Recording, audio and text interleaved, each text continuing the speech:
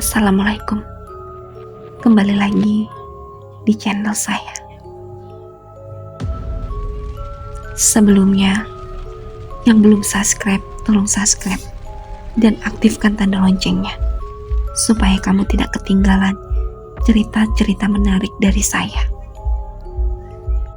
Di tengah perbincangan, tanpa terduga, Alia, ibunya Lily datang. Tak lama kemudian, Harry, ayahnya Wanda, juga datang. Orang tua Vika yang sebelumnya hanya menunggu kabar pun tak ketinggalan. Seolah semesta telah mengatur pertemuan pertama orang tua para pendaki yang hilang. Jadi Mantio belum pulang sampai sekarang. Bagaimana kontaknya? Harry tak menyangka jika rekan kerjanya itu masih belum pulang. Teringat pula jika istrinya pun hingga kini keberadaannya masih menjadi misteri. Iya, belum. Terakhir dia cuma bilang kalau sudah sampai di desa Cimanik, yang merupakan desa terakhir di gunung itu.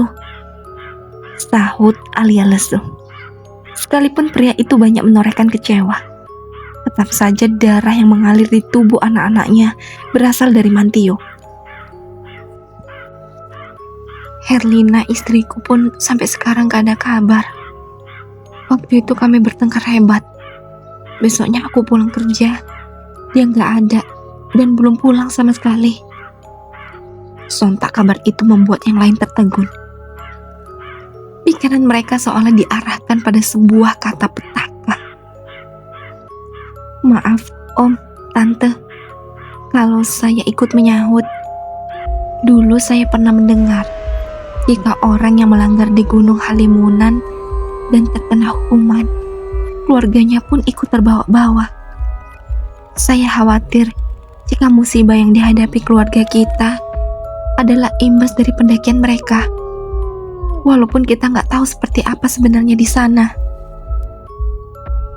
Alia yang sejak tadi diam mendengarkan, mengutarakan pendapatnya. Para orang tua diam dengan pikiran mereka masing-masing. Mana mungkin orang lain yang berbuat, yang tak bersalah, ikut menjadi korban. Tetapi sejauh ini baik keluarga Vika maupun Rudy masih baik-baik saja. Dan harapan ke depannya selalu demikian. Saya rasa itu hanya mitos, nak. Semoga saja kita semua selalu dalam lindungan Allah Subhanahu wa Ta'ala. Ucapan Pak Sukir itu kemudian diaminkan oleh semua. Perbincangan terus dilanjutkan, mencari solusi dan rencana ke depannya. Tanpa sengaja, Bu Ida melihat kalung yang melingkar leher Harry. Wanita itu merasakan energi negatif dari kalung tersebut. Maka dia pun menanyakannya secara langsung. Pak Harry masih suka pakai jimat. Maaf kalau saya lancang, kata Bu Ida diiringi permintaan maaf. Lantaran tidak enak hati telah bicara begitu pada Harry. Sontak Harry meraih kalung yang melingkar di lehernya. Dia baru teringat jika menggunakan kalung yang diberikan oleh Mbak Mijan. Kalung ini dikasih Mbak Mijan. Saya lupa melepasnya. Dia bilang untuk melindungi diri dari makhluk astral Gunung Halimunan yang berusaha menyerang keluarga pendaki yang hilang. Saya nggak tahu ini benar atau salah. Tapi sejak pulang dari sana, saya dan istri selalu bertengkar.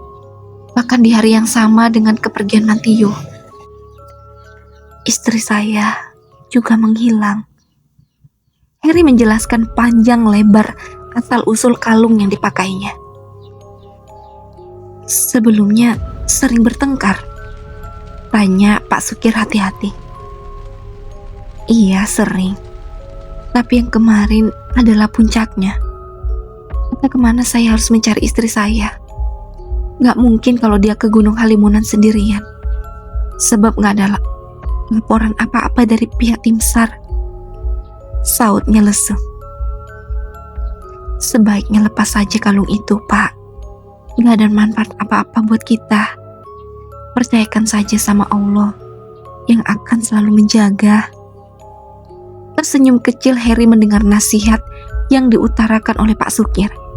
Dengan segera, kalung itu dilepaskan. Kemudian membakarnya di depan rumah kakek Luki.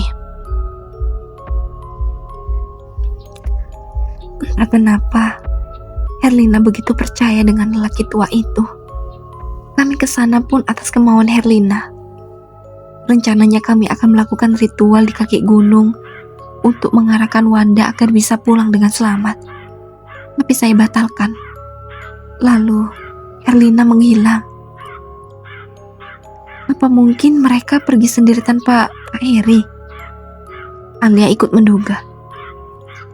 Apa alasannya kamu bicara begitu, nak? Tanya Heri penasaran. Alia menghirup udara dan membuangnya perlahan sebelum bicara. Dia pun sempat memperbaiki posisi duduknya agar lebih rileks dan nyaman. Ini hanya dugaan saja, Om.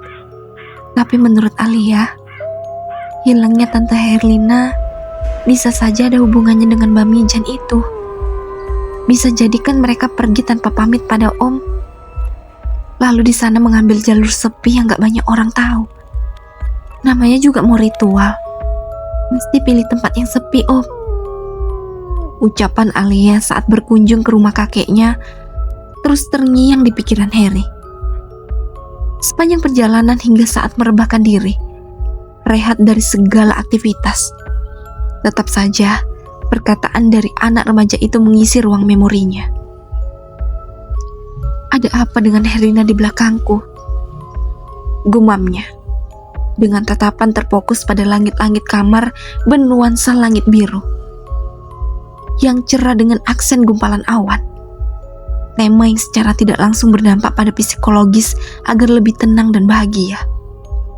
Berkali-kali Herli membolak-balikan tubuhnya di atas ranjang.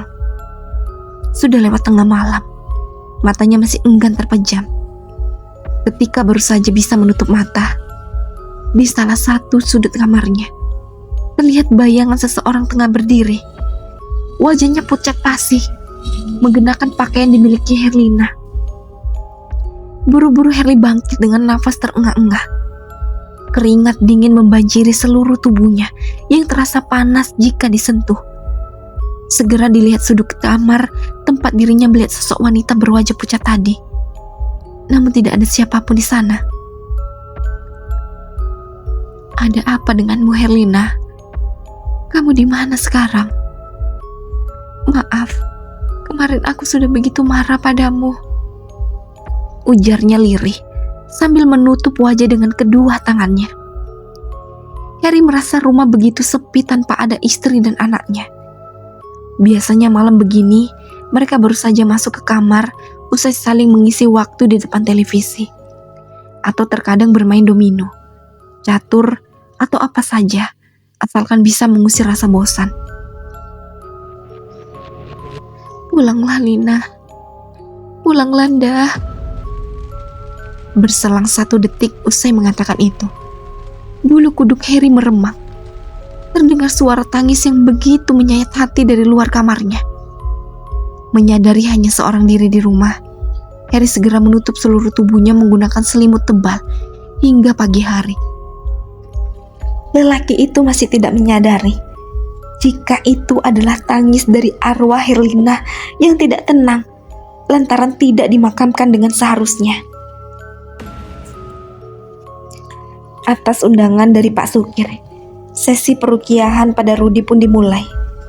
Perukiahan dilakukan di rumah karena Rudi sudah diperbolehkan pulang oleh dokter. Secara fisik sudah tidak ada luka atau gangguan kesehatan yang berarti. Seringnya anak itu melamun dan mimpi buruk membuat orang tuanya berniat melakukan metode perukiahan untuk melengkapi pengobatan. Apalagi Rudi baru saja turun gunung dan mengalami banyak kejadian buruk dan gaib di sana. Bisa jadi salah satu dari mereka ada yang ikut pulang bersamanya. Baru saja memasuki rumah Pak Sukir, Ustadz Rahmat dapat merasakan ada energi negatif dalam rumah itu. Tidak serta-merta mengatakan apa-apa. Lelaki itu lebih memilih diam dan mengamati yang ada di sekitar. Silakan diminum, Pak. Suguhan minum dari Bu Ida menghentikan sementara pengamatan Ustadz Rahmat. Tak menunggu lama, Ustadz Rahmat masuk ke kamar Rudi. Sebelum masuk, disempatkan meminum teh hangat suguhan tuan rumah sebagai bentuk penghargaan. Di dalam kamar, Rudy sedang melamun. Terus saja kepikiran nasib teman-temannya. "Assalamualaikum Rudy," sapa Ustadz Rahmat menyentak sisi lemah seorang Rudy. Pemuda itu lantas menoleh, menatap serta tersenyum menyambut kedatangan tamunya. "Waalaikumsalam Ustadz. Apa kabarmu hari ini? Maaf, saya baru bisa datang." Ustadz Rahmat berjalan mendekat, kemudian duduk di tepi ranjang tidur Rudy yang hanya muat untuk 2 orang. Suasana begitu tenang selama diskusi. Banyak informasi yang didapatkan Ustadz Rahmat mengenai rekan Rudy lainnya, juga medan yang tidak ramah bagi pendaki. Cincin di jemari Rudy yang pernah diceritakan oleh orang tuanya sangat menarik perhatiannya. Sebenarnya tanpa mereka bercerita pun, Ustadz Rahmat tetap bisa mendeteksi sumber energi negatif pada diri Rudy. "Cincinmu bagus banget ya Ruth." Ustadz Rahmat memancing pembicaraan dengan pemuda itu. Sesuai dugaan, Rudy merespon ucapannya. Cincin itu dipelintir seolah tengah mencari kata yang tepat untuk penggambaran apa yang hendak diungkapkan. Setelah mendapatkan susunan kata yang tepat, dia pun akhirnya bercerita. Tak ada yang baik bila harus ditutupi. Keselamatan teman-temannya bisa jadi terancam andai dia menutup mulut atas apa yang diketahuinya. "Ini dari seorang kakek buta yang gak sengaja kami temui waktu mendaki. Kakek itu minta kami turun saja, tapi teman-teman nekat untuk naik. Lalu kakek itu kasih saya cincin ini. Katanya bisa buat jaga-jaga." Tuturnya bercerita. Ustadz Rahmat mendengarkan dengan seksama dan penuh perhatian. Tentu saja, Rudy merasa sangat dihargai. Apalagi banyak di luar sana yang beranggapan jika kisahnya hanyalah bualan semata, mencari perhatian. Lebih buruk, ada yang mengatakan jika dirinya mengorbankan teman-temannya agar bisa selamat. Padahal pada kenyataannya, semua hilang satu persatu dari hadapannya. Apa kamu ingat di mana saja mereka menghilang? Wanda dan Vika menghilang di puncak yang biasa dijadikan tempat mendirikan tenda. Aku gak tahu mereka kemana, sebab hilang tanpa jejak, tanpa membawa apapun juga. Kata Lili, malam itu mereka berzina. Lili gak tegur mereka. Lili sakit hati. Dia suka sama Wanda, tapi malah bercinta dengan sahabatnya. Jadi dia diam saja. Sautnya menerawang masa silam, masa dosa itu dibuat. Tapi sebelum itu, ada ular besar datang menggigit kaki Vika. Wanda dan Lucky membunuh ular itu, lalu membuangnya ke jurang. Lama-lama, aku mendengar ular itu mengancam kami. Mungkin benar, apa yang kami alami adalah sebuah karma. Rudy pun bercerita kemana saja arah langkah kaki mereka. Bisa ditarik kesimpulan jika gangguan yang mereka alami benar berasal dari kesalahan mereka sendiri. Sesi bercerita usai, Ustadz Rahmat memulai peruqiyahan dengan membaca ayat-ayat Al-Quran yang efektif untuk metode penyembuhan tersebut. Berkali-kali Rudy memuntahkan isi perutnya, tetapi hanya cairan saja yang keluar hingga tubuhnya melemas. Setelah selesai, segelas air minum yang sudah diberikan bacaan ruqyah diserahkan pada Rudy untuk diminum. Saat itulah Ustadz Rahmat melihat mata cincin yang dipakai Rudy bersinar. Dengan usaha ekstra, cincin yang semula tidak bisa dilepas itu akhirnya dapat disingkirkan dari tubuh Rudy. Alhamdulillah, akhirnya bisa terlepas juga. Ini yang terus mengganggunya, ujar Ustadz Rahmat sembari menunjukkan cincin yang dipegangnya sebelum dibungkus sapu tangan dan disimpan dalam saku celananya. Tapi kata kakek itu, ini buat jaga-jaga Ustadz. Tanya Rudi heran. Ustadz Rahmat tersenyum sebelum menjawab. Itu cuma cincin, tipu dayanya saja, Rud. Gak ada benda seperti itu yang bisa melindungi manusia dari apapun juga. Karena hanya Allah saja sebaik-baiknya pelindung. Rudi mengangguk paham. Ternyata kata-kata yang diucapkan dengan menatap mata dalam bisa dengan mudah menyugesti pikiran seseorang. Tidak henti ucapan syukur atas suksesnya perukian pada Rudi. Lalu bagaimana dengan mimpi Rudi, Ustadz?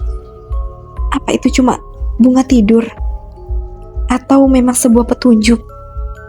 Karena mimpi itu terus berulang, bukan cuma sekali saja. Tanya Pak Sukir masih penasaran. Sebab bisa saja petunjuk itu ditujukan pada seseorang yang selamat dalam sebuah insiden. Jika saya lihat lebih jauh, kemungkinan dua jawaban itu sudah pasti.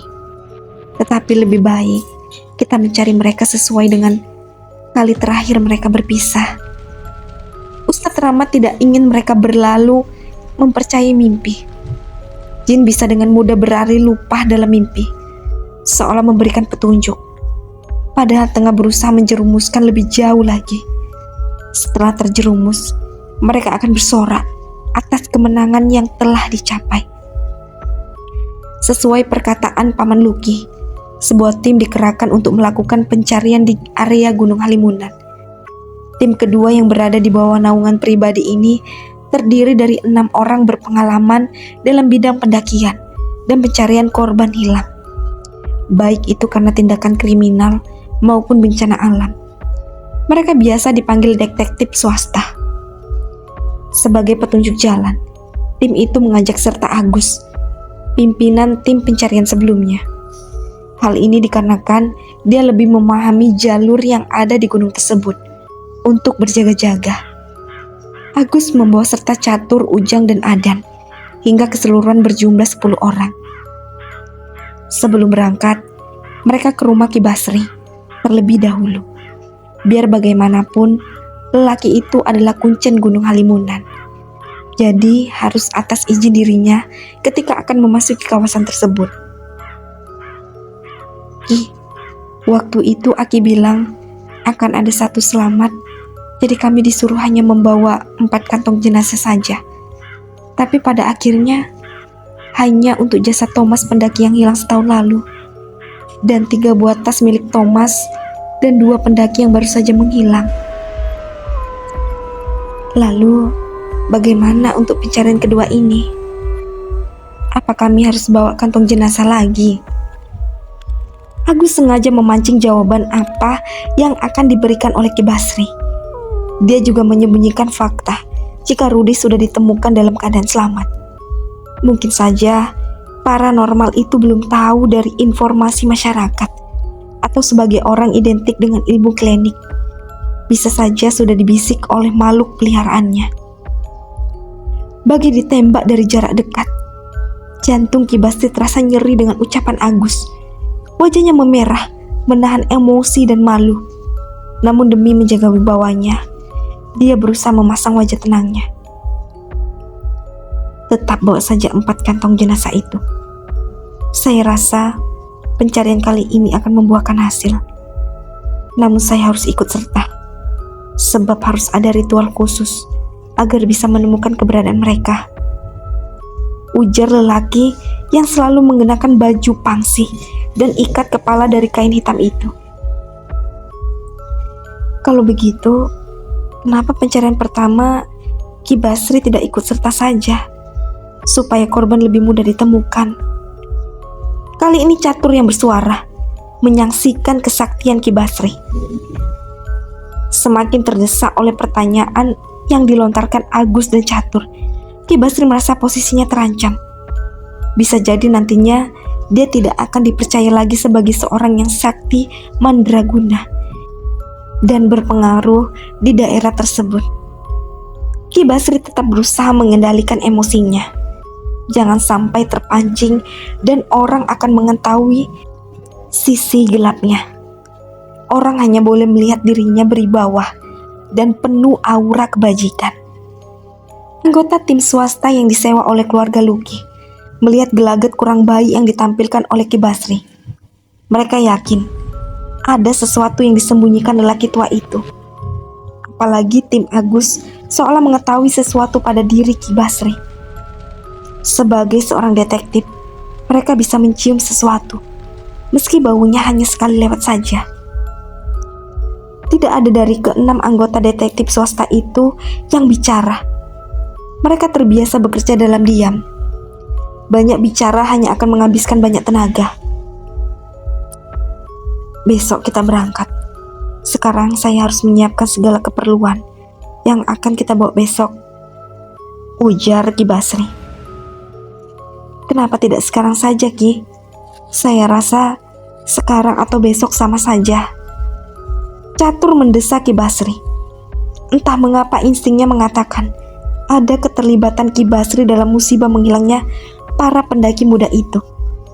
Sudah sejauh mungkin dia membuang prasangka itu, tapi selalu kembali pada titik awal. Ki Basri merasa kurang baik. Ki Basri akhirnya menyetujui untuk berangkat hari itu juga. Dia membawa serta 2 orang anak buahnya, Rohim dan Asep. Mengatasi makhluk tak kasat mata itu sudah biasa. Mereka pun sudah akrab dengannya. Tapi manusia terkadang justru lebih tidak terduga. Bahkan baginya, manusia lebih mengancam daripada makhluk astral. Tunggu 1 jam lagi, Ki Basri menawar. Baiklah, 1 jam lagi kita berangkat. Saya tahu Anda perlu waktu untuk mempersiapkan semuanya. Jangan sampai ada yang tertinggal, yang pada akhirnya akan jadi sangat merepotkan, ujar Agus menyindir. Ki Basri membuang muka ke arah lain, lalu masuk ke dalam kamar untuk mempersiapkan segala yang dibutuhkan untuk ritual. Sedangkan Rohim dan Asep diperintahkan untuk mempersiapkan logistik selama berada di gunung. Pencarian butuh banyak energi, dan energi berasal dari makanan, bukan? Agus tersenyum simpul. Ki Basri tidak akan bisa menghindar lagi dan harus bertanggung jawab atas semua tragedi di Gunung Halimunan. Sial, anak itu sangat berbahaya. Aku harus berhati-hati, gumam Ki Basri di dalam kamar sembari menyiapkan perlengkapan ritualnya. Titik-titik yang diceritakan oleh Rudi didatangi oleh tim pencarian, dipimpin oleh Agus. Sedikit banyak Agus berusaha memancing agar Ki Basri yang aktif bergerak dan memandu. Sebab jika benar sebagai seorang kuncen yang tersiar kesaktiannya, tentu menemukan beberapa korban hilang bukanlah satu hal yang terlalu sulit. Ke arah mana, Ki? Tanya Agus mengetes bagaimana lelaki tua itu akan mengambil keputusan. Ki Basri menelisik ke sekitar, mencari arah mana yang sekiranya dilalui oleh anak-anak kota yang nakal dan tidak tahu adab itu. Namun, seperti pendakian sebelumnya, pastilah tempat pertama yang disinggahi setelah beberapa pos adalah dataran yang berada di puncak. Di sana para pendaki selalu mendirikan tenda sebelum naik ke puncak tertinggi yang terdapat kawah vulkanik. Gerak-gerik para pendaki terlihat dalam pikiran Ki Basri. Kemana dan apa yang dilakukan pun terlihat. Beberapa kali dia menggeleng, menghela nafas panjang, dan terkadang tersenyum. Tentu gelagat itu menimbulkan curiga dan tanda tanya bagi Agus. Sekali lagi, dia berusaha tidak tahu apa-apa. Seharusnya gadis berambut panjang itu turun saja. Di sini dia mengalami menstruasi, ujar Ki Basri setelah mendapat penglihatan di pos 2. Agus dan rekan-rekannya terkejut. Jadi ini pelanggaran yang dilakukan satu pendaki. Tapi mengapa bisa tahu jika di sini gadis itu haid? Sekelebat tanya memantik rasa penasaran. Dari mana lelaki tua itu tahu? Ki Basri tahu dari mana kalau salah satu dari mereka haid? Penerawangan. Aku melihat dia ragu antara pulang atau naik karena desakan teman-temannya. dia akhirnya ikut juga. Dalam hati Agus tidak serta-merta percaya. Bisa saja Ki Basri sama saja dengan paranormal lainnya yang suka berdusta. Alih-alih memberikan informasi akurat, ternyata itu hanyalah bisikan jin penguping saja yang terkadang justru salah curi dengar. Lalu mereka kemana lagi, Ki? Catur tak sabar menunggu lebih lama. Ki Basri terlalu lamban saat menjelaskan. Naik. Jawaban singkat itu seolah menjadi perintah untuk meneruskan perjalanan ke atas. Kamu sepertinya sangat menyukainya, Nyai. Gumamnya dalam hati pada seorang sesembahannya. Sesekali matanya melirik ke batang pohon besar yang ada di sisi jalan agak jauh dari tempat mereka berjalan. Di balik pohon itu, ada sosok wanita yang tengah mengintai. Tatapannya tertuju pada salah satu anggota tim yang terlihat menarik perhatiannya. Seperti yang sudah terjadi, wanita itu jatuh hati pada pandangan pertama. Ki Basri tersenyum seolah mengatakan, "Aku bawakan yang istimewa untukmu."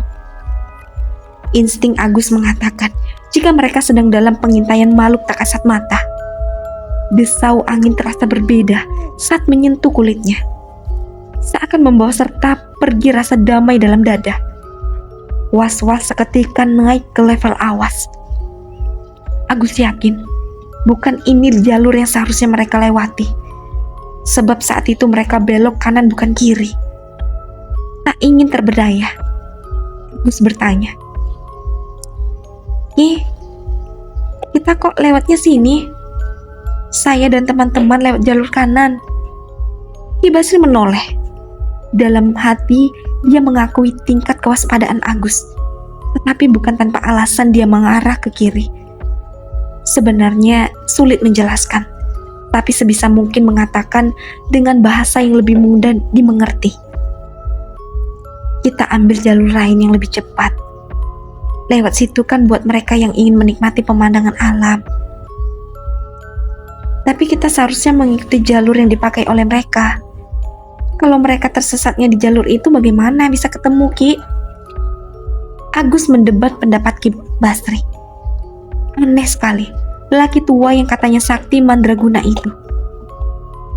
Iya, Ki, mungkin mereka justru terjatuh di jurang yang ada di hutan bambu itu, ujar Asep yang sontak membuat Ki Basri mendelik padanya.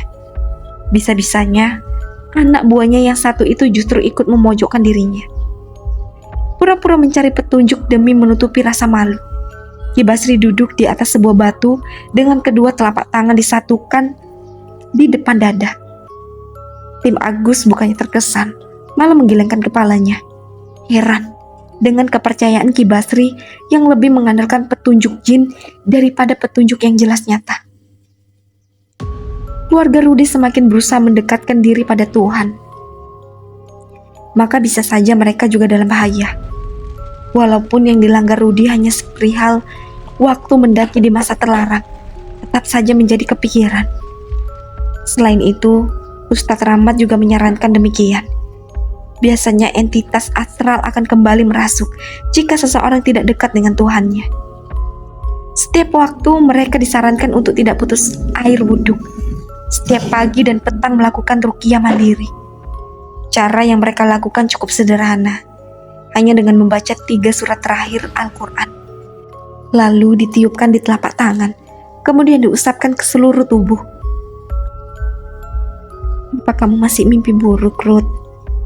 Tanya Bu Ida saat seluruh anggota keluarganya sudah berkumpul di meja makan untuk sarapan sebelum memulai aktivitas berat di hari itu. Rudi yang hendak mengambil nasi urung sejenak untuk menjawab pertanyaan sang ibu. Alhamdulillah udah gak pernah lagi, Bu. Syukurlah. Ibu khawatir kalau kamu masih terganggu dengan mimpi-mimpi itu. Cuma masih kepikiran bagaimana nasib teman-teman, Bu. Sedang apa mereka saat ini? Lili pasti bingung cari tasnya. Dia pasti sangat kelaparan karena tasnya aku bawa kemarin. malah kebuang waktu berusaha kabur dari buto ijo itu. Tutur Rudi lirih dan tertunduk. Sedih menghantam hatinya yang lembut. Selalu teringat dengan nasib yang tidak pasti. Terkadang sesal datang menghampirinya. Mengapa dulu tidak berusaha menemukan mereka? Bukan malah melarikan diri sendiri saja. Rasa bersalah membuat hatinya kerap tidak tenang. Hal itu bisa menjadi celah bagi makhluk astral untuk kembali mengganggu. Beruntung air wudhu yang tidak pernah putus seolah menjadi dinding pelindung bagi dirinya. Yang masih penasaran, lanjut ke part selanjutnya. Dan jangan lupa aktifkan tanda loncengnya dan subscribe. Assalamualaikum.